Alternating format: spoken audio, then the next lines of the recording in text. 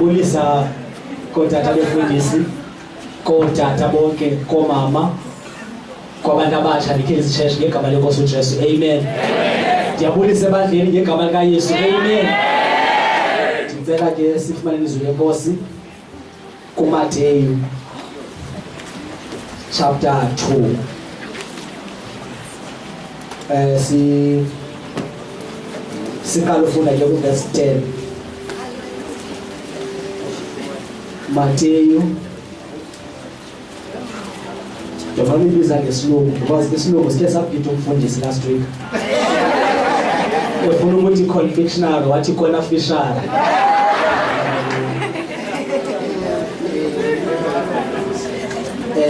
Matthew chapter 2 verse 10.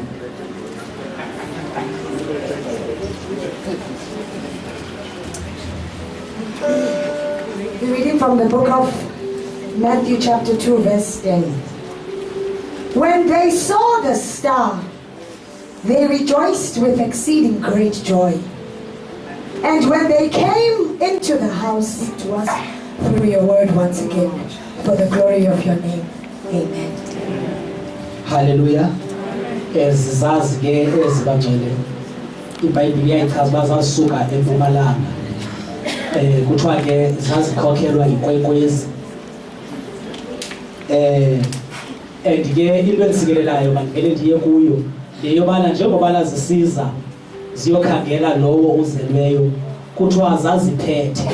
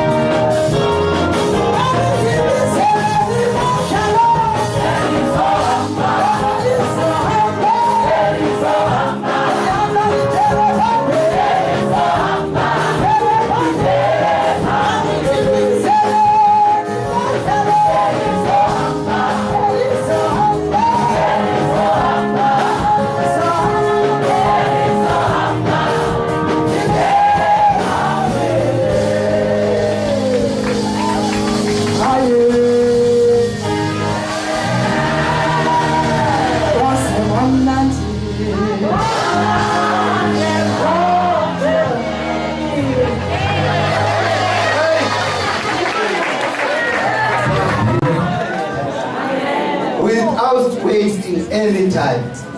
Bathandekayo umfundisi uTetese ebeshumayela e40. Thina sinyakelwa zindlanzi. Kuthiwa kudliwanga igama lenkosi Mandlovu uyadlula apha kodwa ke eceliwe ngumfundisi. Akahambi yedwa ke uhamba nabazalwane abakwi-SCO yase40 kodwa ke bazicebe ngokwabo bathandekayo babangafundisi bafika naye ngeli xesha. Amen. Yeah, asinalo ixesha kodwa ke siyacela nje bame ngenyawo phakule kwendawo bakuzo. Sibamkele.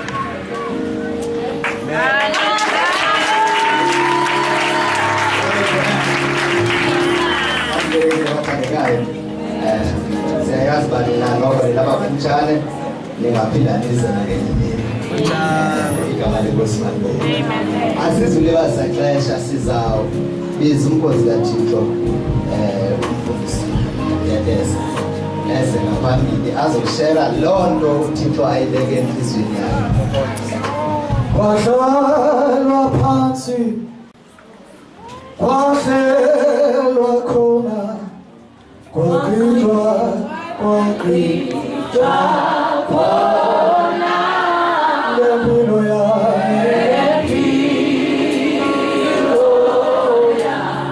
kwahlalwa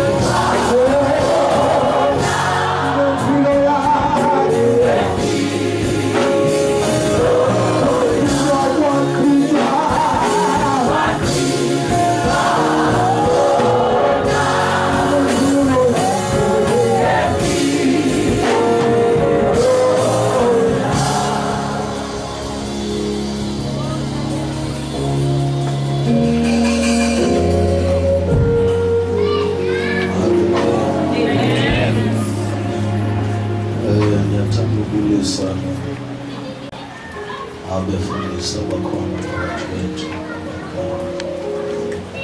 omama befundisi otata omama abantu abatsha eSunday School egameni likaYesu. Amen. Amen. Amen. Ndibulise umfundiso lapha ekhaya nomama ngoba bengekho. Amen. Amen. Sekutshiwo ke ndingwabaTetese yazalwa emampondweni eNgqeleni kwilali yaseLutsheko usekhaya. Amen. Amen. Ndiyabulela leli thuba ndilifumanayo ngoba ndizocawisa kule cawe.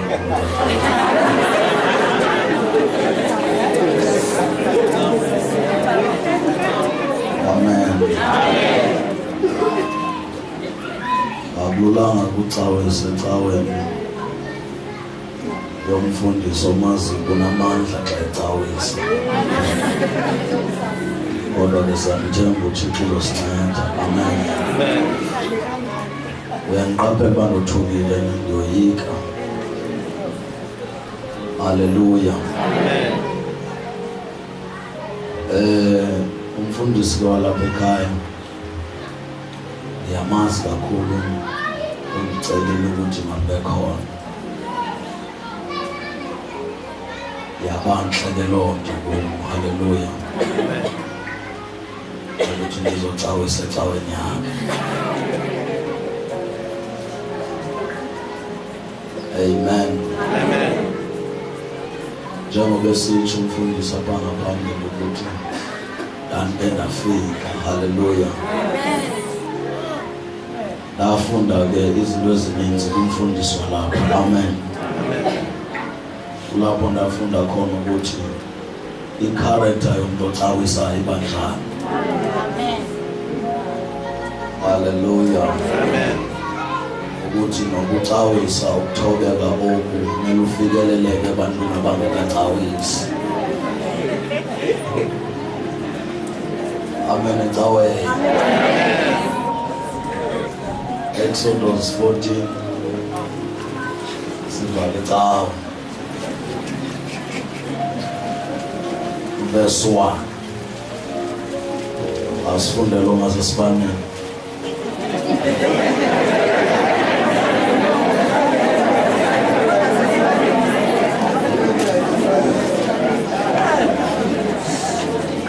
We're reading. Unangoma ke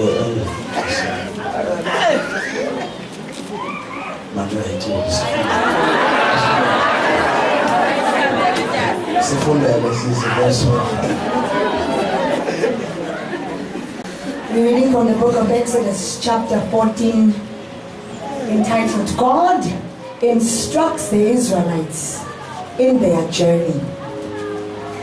And the Lord spoke unto Moses, saying, Speak unto the children of Israel, that they turn and encamp before Pi-hahiroth, between Migdol and the sea, over against Baal-zephon, before it shall ye encamp by the sea.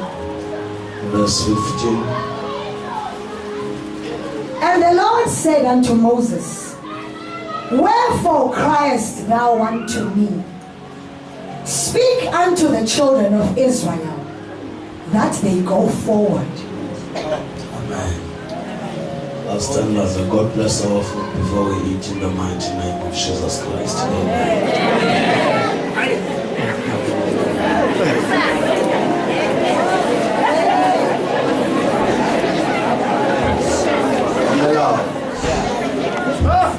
Ithi iBhayibhile apha njengoba sisazi isistory sokusuka kuka-Israyeli eyiphutha. Haleluya. Amen. Esiya eKanani. iBhayibhile ithi uThixo wabahambisa ngendlela ende, and yayikhona eyayimfutshane ababengahamba ngayo. Wabenza bahamba ngendlela ende. Esinye sezizathu zikhona ke zininzi, but esinye sezizathu esamenza uThixo abahambise ngendlela ende angabahambisi ngendlela emfutshane. Le ndlela emfutshane yayisaziwa ngabo, and le ndlela inde yayisaziwa nguFaro. Nikhona abazalwane? Amen. Le imfutshane babeyazi bona. Na uThixo ke wabahambisa ngale inde eyaziwa lutshaba ngaphezu koba beyazi bona. Ngoba uThixo uvamisile ukuvala indlela ozaziba uzophumelela ngazo. avula indlela utshaba olwaziyo uba ngeke uphumelele ngazo.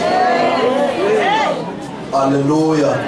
So uThixo akabahambisa ngale bayaziyo uba xa sitshuqe apha satshuqa apha sawuphumeleka na. Wabahambisa ngendlela aziyo uFaro if bahambe ngayo ngeke bafike kaNashi.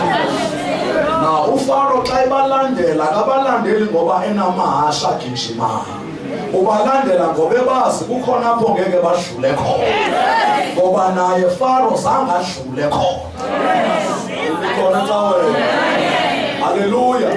No ubalandela ke ngokwesazi uba le ndlela bahambe ngayo inolwandle olubovu. Ololwandle akekho umuntu owake wadlula.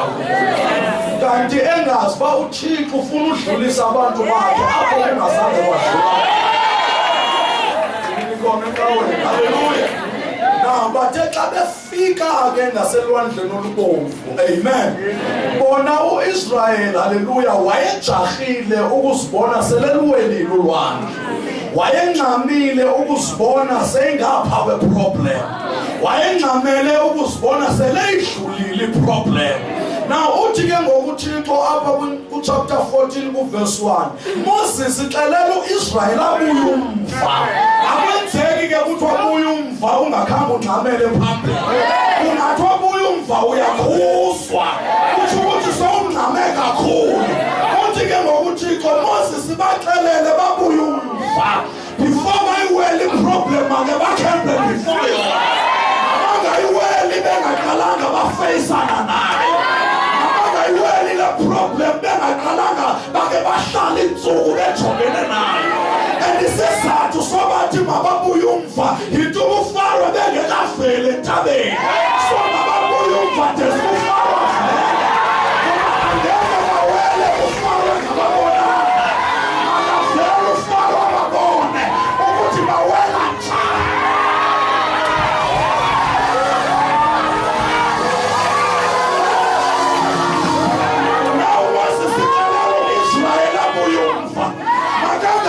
Uchaba lungekababona mabalinde uchaba luvele elikase luvelile lusho ukuthi badidekile kanti abadidekanga bakhembile because ikhembu kuJehova iba i-confusion kuSathane.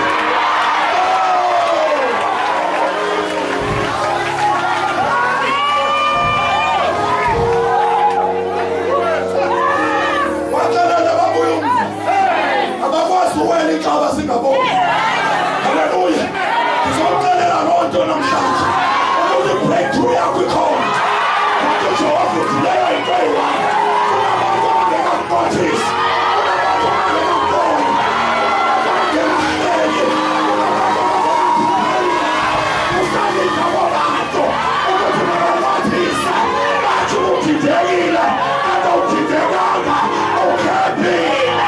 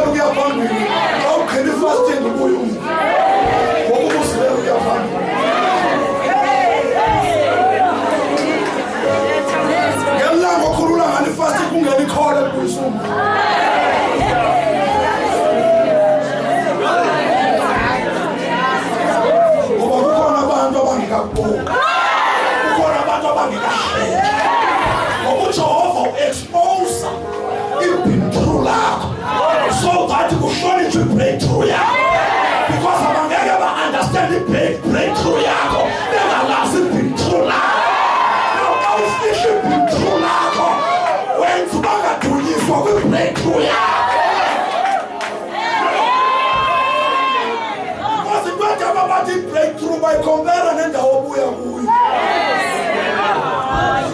By comparing the Solola. Now kuna bantu mele babo. Timbonini uThixo ithinga yakho iphansi kwetafula. Umntana makayisolve ngokusephansi kwetafula. Uthi isolve Jehova ngibike kabona ngabantu. Isolve ngokubantu bengekayikaphela. Bathanda abayisolve phela ibeke phansi kwetafula.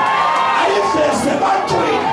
Wayeyiveza akafuna uyisolve phansi kwetafula bengayibona. Bathi abangeke bayibone seleyisolve bengayibona kuwonakala kwayo. Kuwonakala kwayo ukuze athunyiswe ngokuluka kwayo.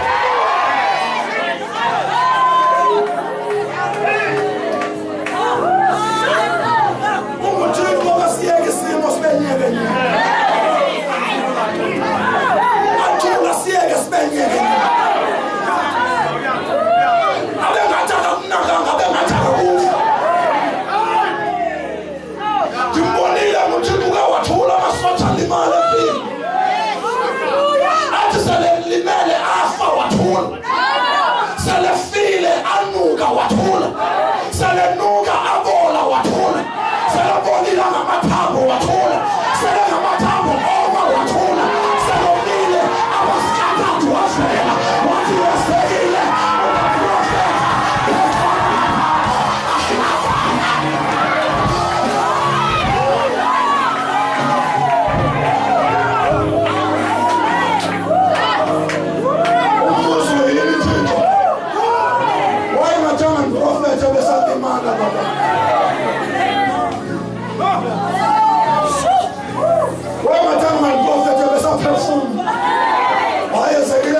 Isimo sikasithi ushuka ngoba ndiveli nasikashuka. Bathele laba bantu benze njani?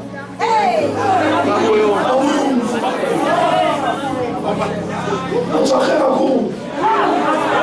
Khona abantu abangekaboni. Sometimes uThixo akakukhupha entweni ngokuthandaza kakhulu. Ukhupha ngoba sawubona kakhulu.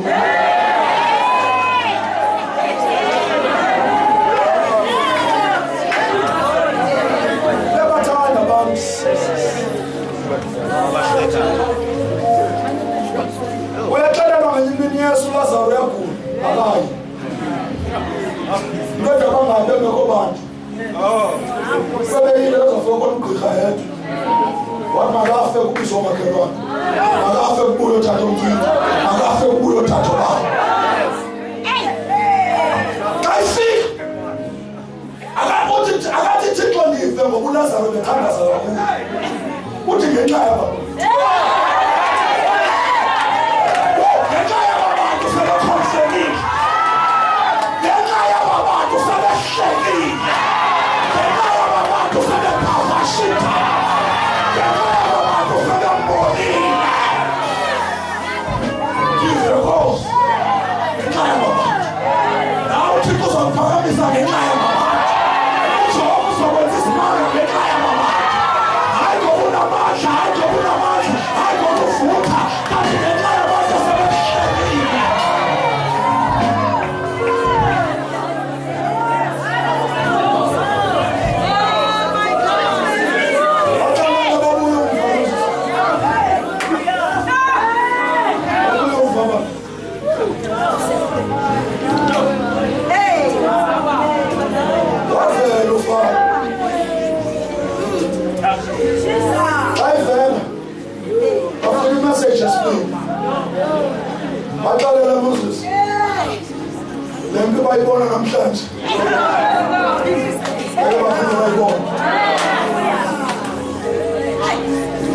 uyayizwa lo myalezo because babeke uThixo uzobanikeza amandla okulwa noFaro. Xa kuthiwa le mpi niyibona namhlanje liphi neniyibona babeke mba uThixo uzobanikeza amandla isigaba zokulwa noFaro. Bathe besaziprepare ngani ngiyambona eminye uFaro uzawuthola umhlume sebhuti at least impama ngoba zifaka uThixo umnikele ukuthi namhlanje yafika imessage esithathu uverse 15 baxelele abantu bahambele phambili Moses verse 15. Then the Lord said to Moses, why are you crying out to me? Tell the people to get moving. Message yokuqala baxelele babuye umva. Base be understand ukuba semvuthi ke ngomuntu uThixo baxelele baye phambili. Baxelele babuye umva. Base bamkela baba semva baxelele baye phambili. Mabanga phambili ngexesha lokuyema. Bangayemva ngexesha lokuyema. Now, i-message ithi le mpi niyibonayo ngeke niphinde niyibone. Xa beqala ukuprepare ukulwa nempi, uthi uThixo baxelele bahambele phambili. Sihambela phambili kanjani? Sihambela phambili kanjani uThixo ekubeni uthe sizawunqoba? Ithi ke le nto ngamanye amazwi le mpi ngeke niyinqobe ngokuyifeyisa, nizoyinqoba ngokuyiflathela.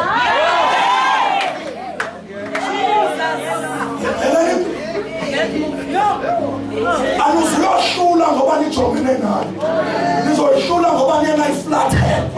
Because xa niyiflathela mna ndiyayijonga, and xa niyijonga mna ndiyayiflathela. Lapho baflathelayo phakathi kwam. Now xa nifuna ndiyingene iflatheleni, xa nifuna ndiyiphume yiphekele. Kuneziphi mntasekhaya ozozinqoba ngokuzi-ignora.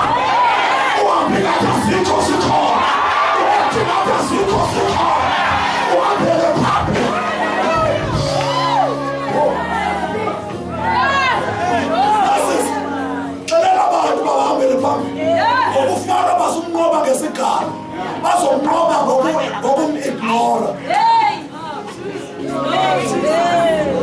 Abahambi ngathakekwe khona ngokuvali impi yamahashiyeza bahamba. Sotsho nje loo nto mntasekhaya, hambi ngathi awuva uthethayo, hambi ngathi awuva bayahleba, hambi ngathi awuva bafuna ukuqoshisa emsebenzini, hambi ngathi awuva bahlangene ngawe.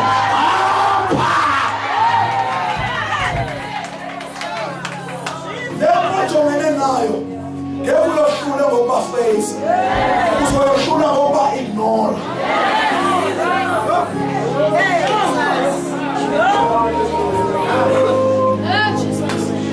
Sometimes usathana awumnqobi, awumohluli ngoba uvuke ebusuku ngo-12 wathandaza xa isemzini wakho. Uyamohlula ngokulala ngo-12 ngeli xesha hlupha umzi wakho.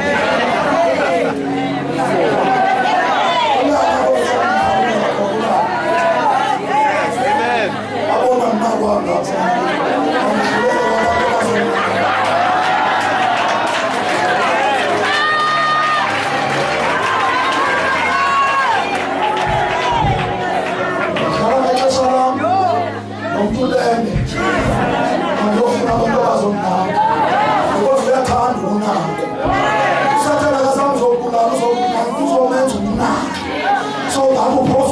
zakho xa umnakile.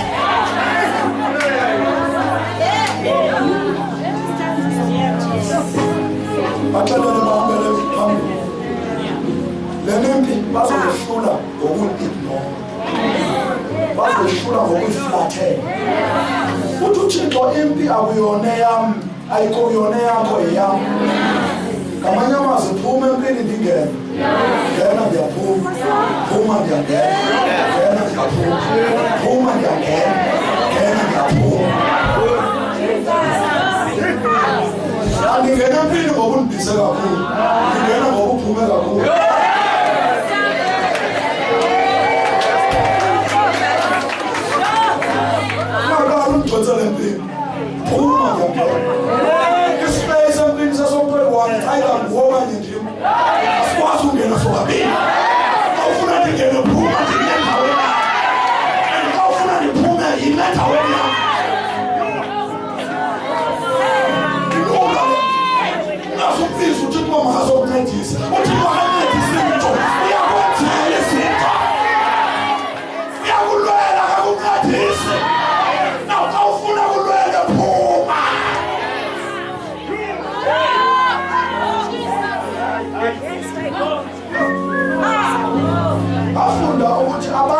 Sometimes abakuhloniphela into oyishilo.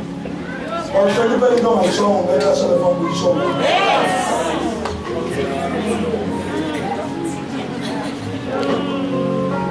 Abantu abakuhlonipheli.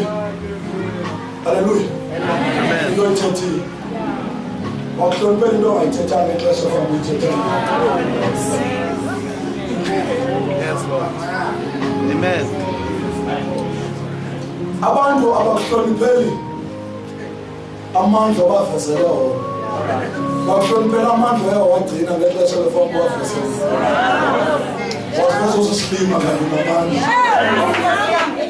Wafeza usisithenge kanti uhlakaniphile. Bakuhloniphele lokho kuba bayakwazi ukuhlakaniphile but wafeza usisithenge.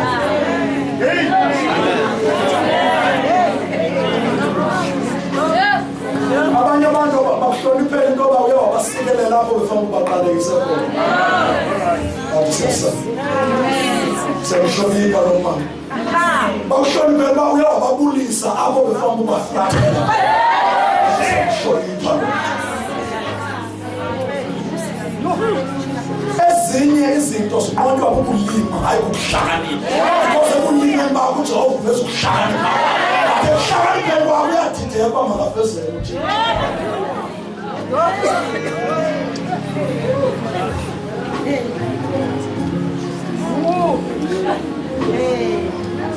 Tell me the faith. Flathele manje. Sweet now. Well, yeah, you know what I was saying. What did you go? Continue to chase up there. Tart. What you want to tart? Or feel class up with Elia. I'm to chase up and tart. I'm not going to have a problem now. I'm going to sugar. I can't solve the problems of sugar. I'm going to sugar.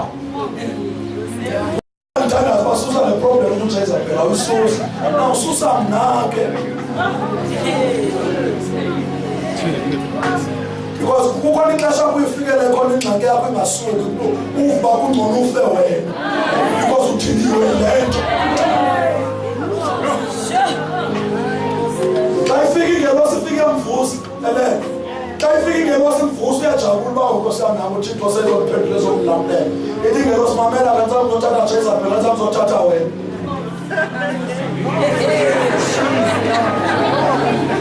That's also a problem, and I'm also a problem. It's as a cool and a problem.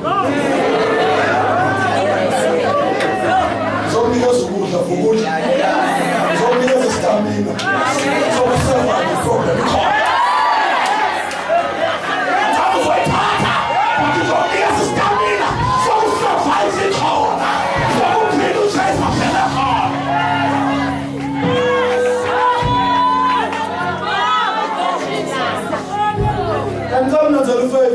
How to wash it? It's sure. Not sure. Oh, I'm going to get a one. I go home to chase it. Oh, I'm a pump to chase it. I'll tell you who you are. The problem is where the man go up. Now, because I tell him, the son of man go up. The son of man go up.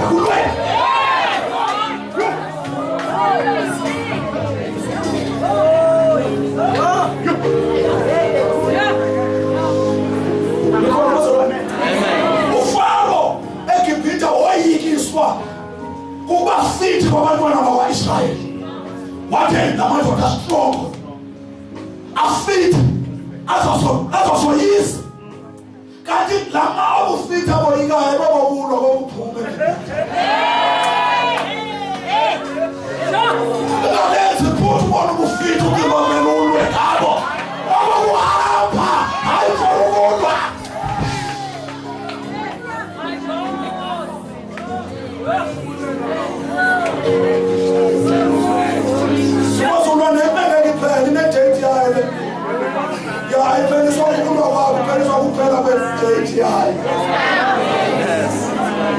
Because uThixo nimbonile uyazi date yokuphela kweproblem yabanye akayazi date yokuqala kwayo.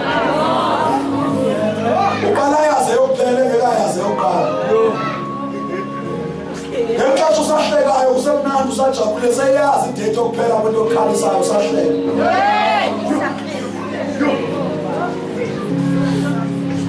Now, njengoba seyibekile idate wayibeka uhleka akangeke ayitshintshe ngokukhala ngokukhale late.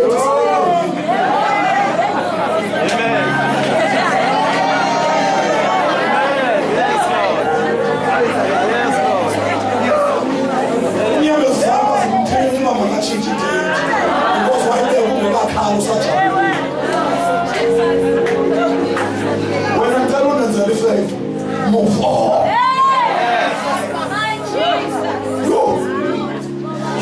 So make up. Up. Ukona hapo uzoshula kona le problem ngeke ishule khona. Apeshele. Ukona hapo uzosurvive khona yona ingasurvive. Jabu ku-2013 nje kuna problem esingakwazi ukuwela ku-2012. Listen, nawe ku-2013 wawela wedwa. Nesi sika-2013 uzoya ku-2014 sizohluleka ukuwela.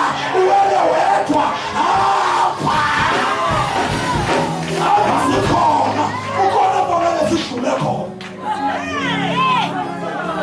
Ngoba nimbonile uThixo ebulala ingxaki ngengxaki. Because akathumeli ngerosi ukusolve ingxaki, uthumela ingxaki ukusolve ingxaki. Lomzalwane uLazaro bene-problem yesifo legula lele sifo benaso. Wawungena engcwabeni, xa iphuma engcwabeni xa ungambuza Lazaro esaa sifo sakho sathini uyoqala basisele engcwabeni.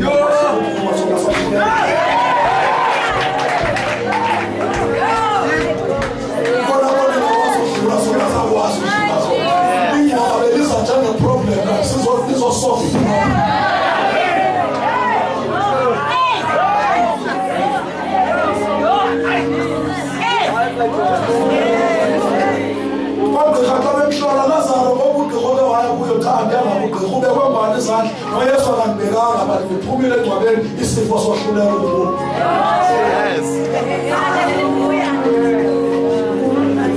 Ukona kuzodlula khona le problem ngeke idlule khona. Hamba izinto sengelalungisa ulunge endlini. Mamela uqale ukhona izinto ngeke urecover kuzo. Noma ungathini zikhona. Zikhona izinto ngeke sibuye empilweni yakho. Noma ungathini ngeke sibuye. Now so linda hapa because angeke sibuya. Samson alahlekelwa ngamehlo nenwele kodwa kuyinwele amehlo akabuya. Hayi ngokuthixo ngenawo amehlo. Thixo akuphelelwa ngamehlo sibuli maninzi. Akawadingi. Akangibuyisa izinto ezamdileya kumindisi. Ibakho abantu babuyisa amehlo akananto okwenza neteko lami ngayo.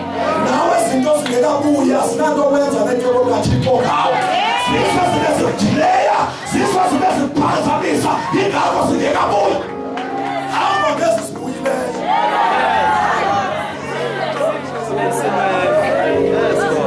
Ulinda abangani abangeke babuyele kuwe. Basuswa uThixo bayeke hamba. Hamba bengaku-understand. Hamba bengakufuni. Hamba bekuqalekisa. Sobaqeda abangeke baphinde babuye. Awubathinte. Okwesibili. Khona amanceba angekafanele.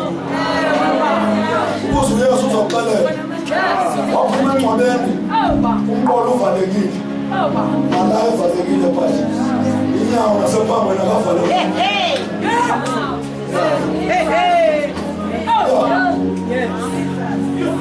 Uba yengimnawo sasingesiphuma engcwabeni. SiliThixo walubala uvala apha. Vala apha. Uphumi ba ungavalanga apha. Ndithi uvuze wavushulwatha. Uyakwazi uvala konke. Kanti kunoThomas abangaphandle.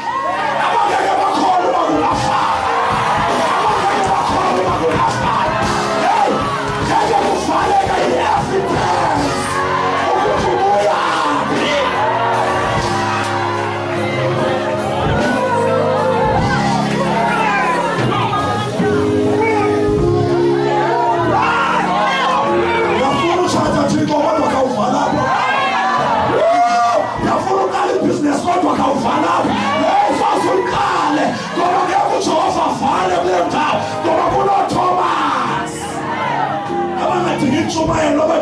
ukubona amantshini.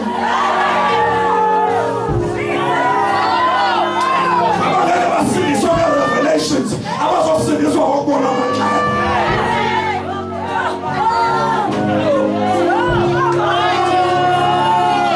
Behamba man, hamba njalo, hamba.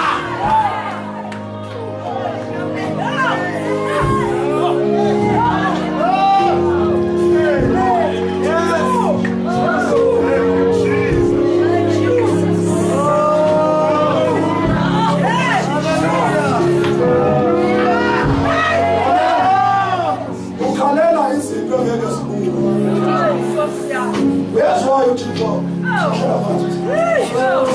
Where's why you keep on?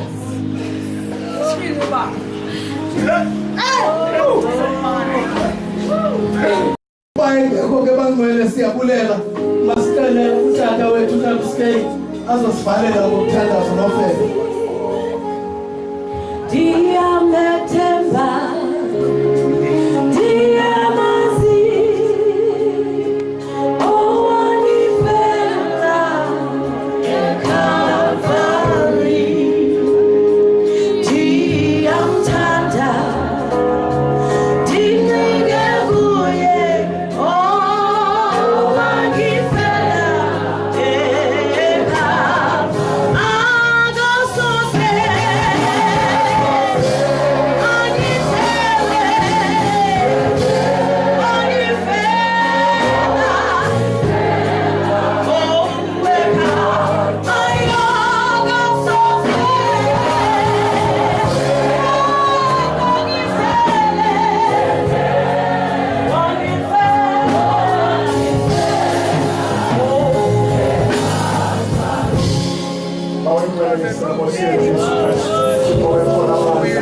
siyabulela uthetha nathi ngale ndlela usifundisa ukuba sithi walk away mawethola amandla sizinikele umva challenges zethu ukuze wena ufacane nazo.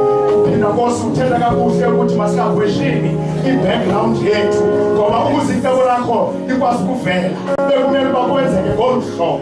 Siyabonga Thixo wethu bawethola amandla onke, you are always spot on, uyayazi impilo yethu, uyasazi wena njengoThixo. Siyabonga Nkosi, busisa isikaya sakho othethe ngaso kule ndawo. Siyabonga kakhulu ke Nkosi, sikunika imbeko, sikunika uzuko ngoba akekho uThixo ofana nawe. Masakeni the grace of our Lord Jesus Christ, the love of God and the fellowship of the Holy Spirit abide with us now and forevermore. Amen.